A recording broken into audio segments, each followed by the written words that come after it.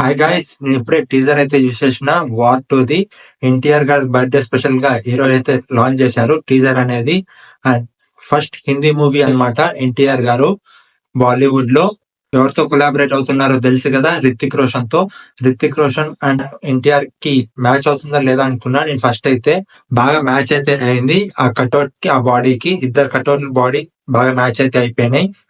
Last లో ఏదో fight ఉంది. ఆ ఫైట్ మూవీ చూస్తే కానీ తెలియదు దేని గురించి అయిందో. అండ్ ఈ టీజర్ లో ఎన్టీఆర్ గారు విలనో లేకపోతే స్పైయో, సైడ్ హీరోనో మీరే కామెంట్ సెక్షన్ లో కమెంట్ చేయండి.